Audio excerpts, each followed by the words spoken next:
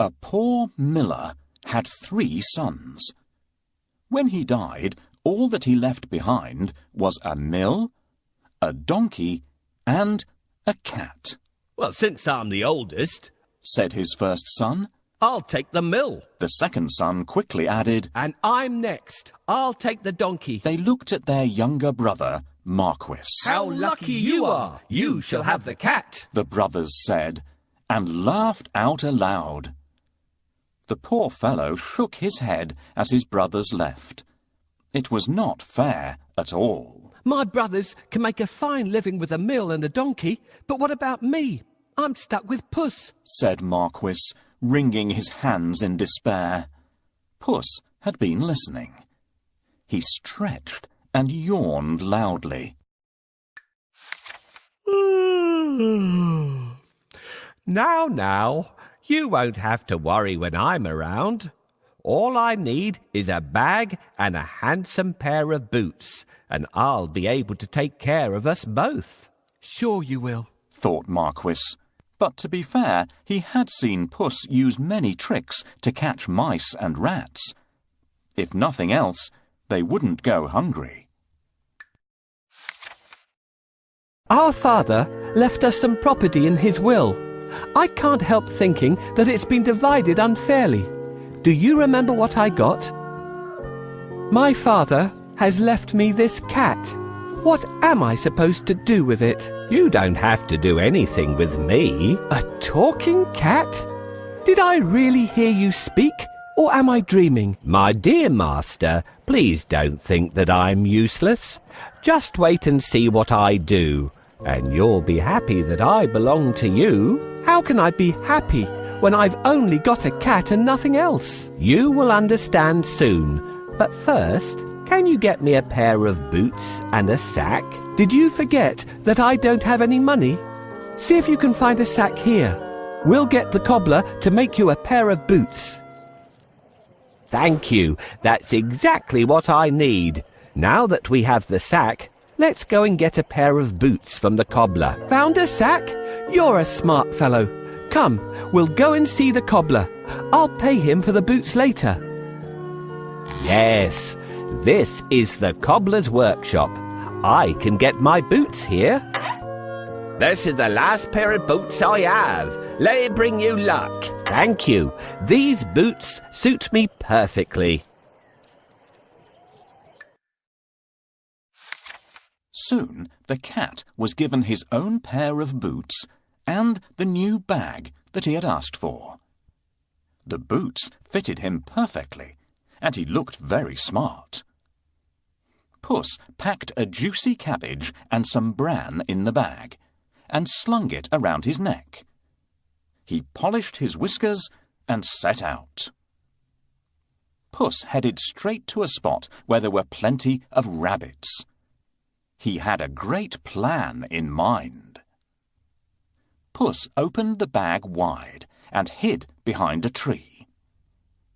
Soon a rabbit came hopping by. He saw the cabbage and leapt straight into the bag. Whoosh! As quick as the wind, Puss grabbed the bag and tied it closed with a piece of string. With the rabbit in his bag, Puss walked straight over to the king's palace. He bowed low and presented him with the rabbit. "Your Majesty," said Puss in Boots in a royal voice, "this humble gift comes from my master, Lord Marquis of Carabas." This was a fancy name that Puss had chosen for his master. "What a thoughtful gift," said the king, who loved roasted rabbit. The next time, Puss managed to catch a brace of partridges and took them once again to the king. "This is wonderful. Tell your master I'm very pleased," said the king, who loved partridge stew even more.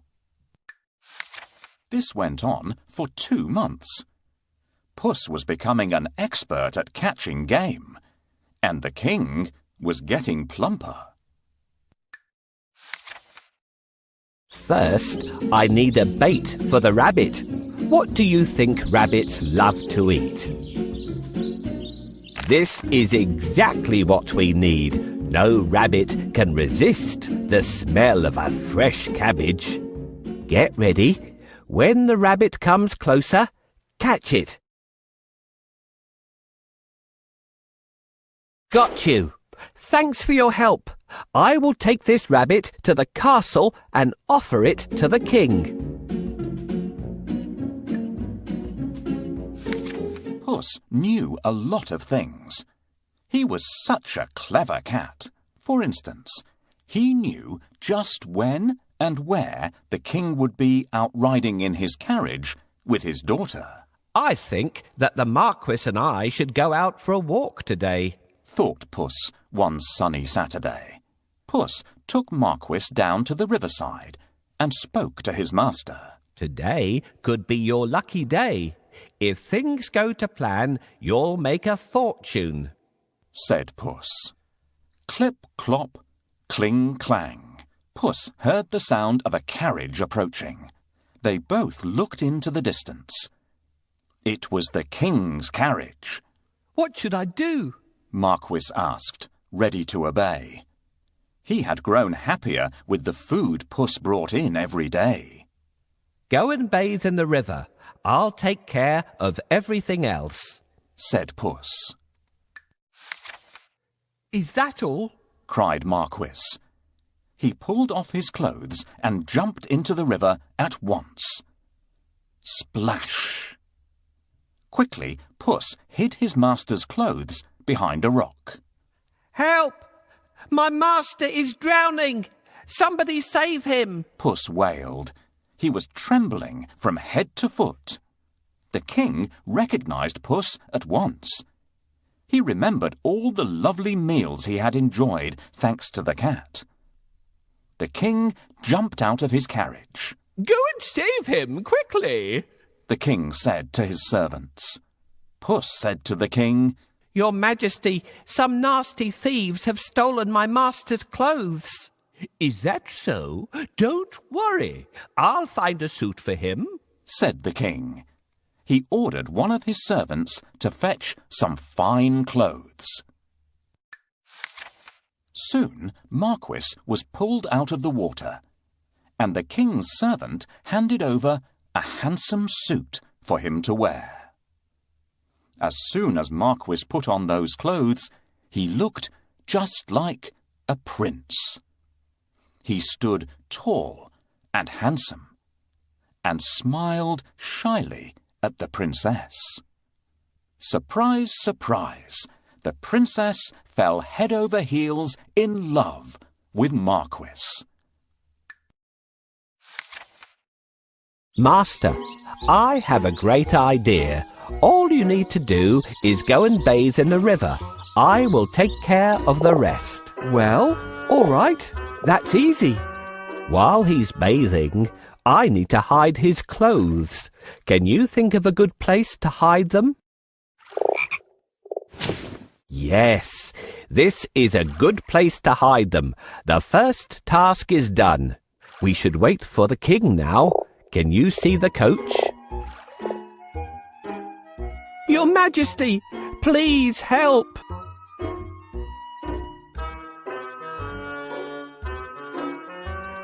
My master is drowning.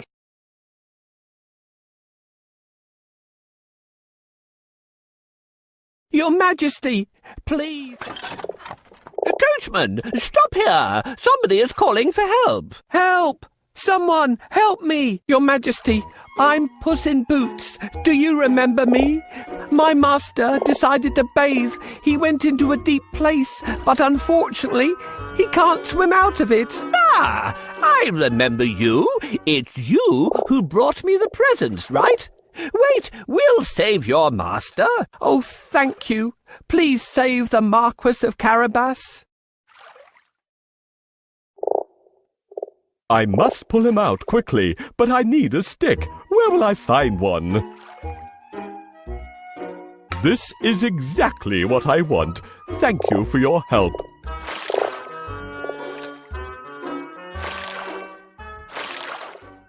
Here you are, dear Marquis of Carabas, safe on land again.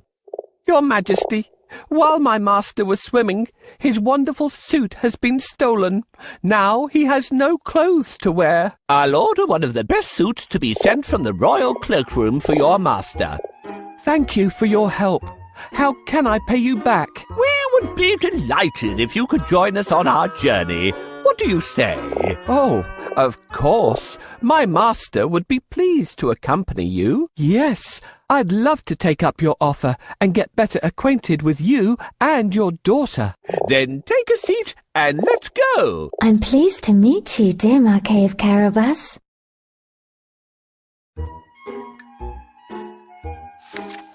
Puss grinned. Things were going just as he had planned. But he had more work to do.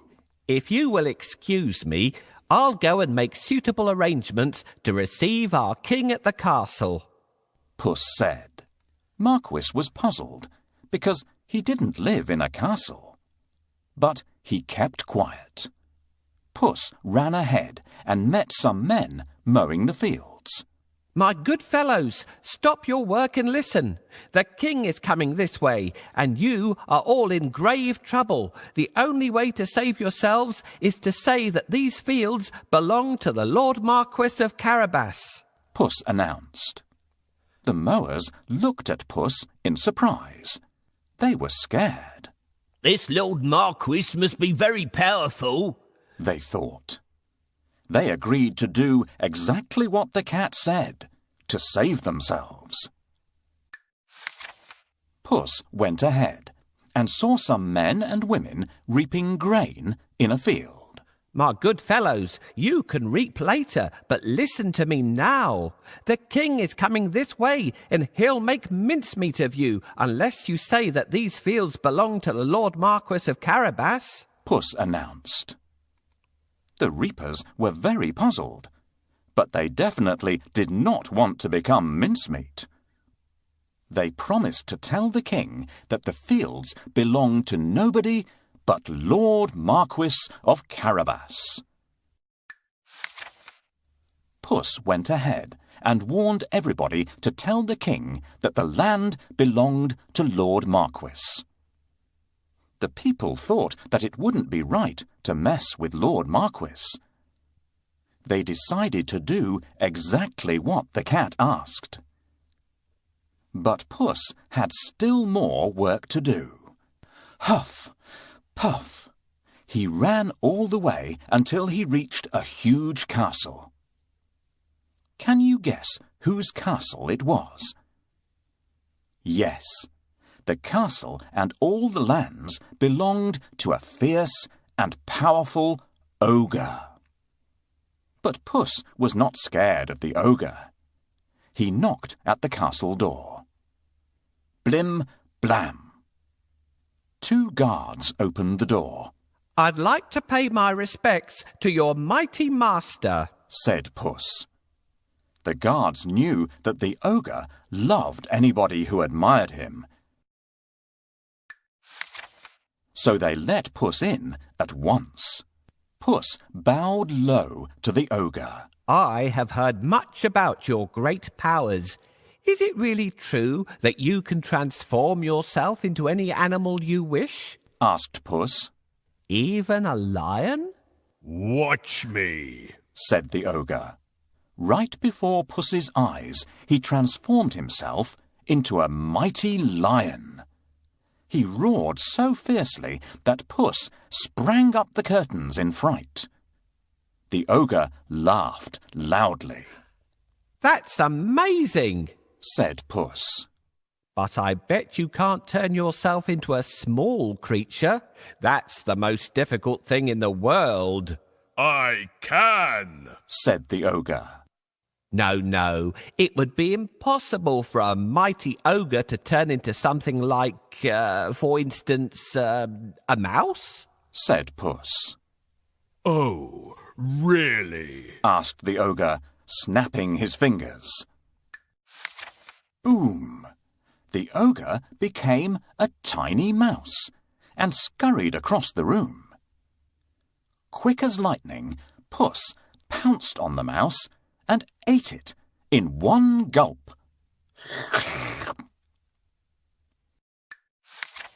Puss licked his lips. He clapped his hands 3 times and summoned all the people living in the castle. The ogre is no more, Puss announced. Will you accept Lord Marquis of Carabas as your master? He is kind and just, good and generous. The guards, maids, cooks, servants, and everyone else in the castle looked at Puss in surprise. But they nodded at once. They had never really liked the ogre anyway. Puss ordered everyone to prepare a feast for Lord Marquis and his very special guest, the king himself. The coach with the king, the princess, and my master will be here soon. I have to wake up the ogre right away.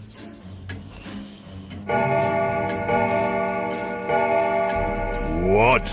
Who woke me up? What are you doing here, cat? How dare you disturb me? I have heard that you are a master of magic and can turn into any animal. Is that true? That's true indeed. I can prove it if you have any doubt. I would like to see.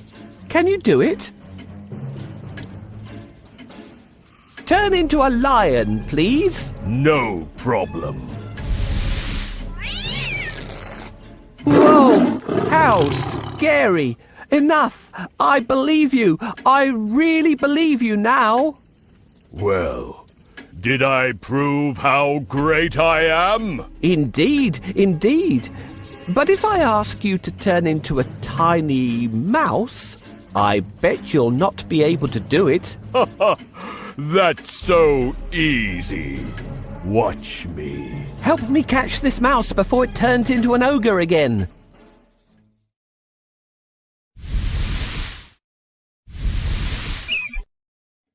Hooray! Now my master owns this castle.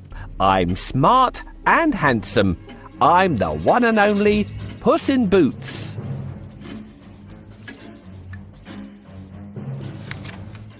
Meanwhile, the king travelled through the countryside, speaking to the people. He was very surprised to learn that almost all the land around him belonged to the young man by his side. When the king's coach finally reached the castle, Puss ran out to welcome them. Welcome to our humble abode, Puss said to the king. The king gulped. The castle was bigger and even more stunning than his own. Puss led them straight to the huge dining hall. The table groaned with the weight of roast chicken, rabbit stew, mince pies, smoked duck, and hundreds of other dishes. The king was in 7th heaven. After eating the great feast and sipping the finest wine he had ever tasted, the king said, My dear Lord Marquis, I'd be delighted if you would marry my only daughter. Marquis smiled at the princess. I will if the princess wishes to live with me, said Marquis shyly. The princess was so happy that she wanted to dance all around the castle. She blushed in delight and nodded. They married and lived happily ever after. And so did Puss, because loyal Marquis made him a lord of the castle. Puss enjoyed great feasts every day, and did not go after rats or mice any more, except now and then, when he wanted some fun.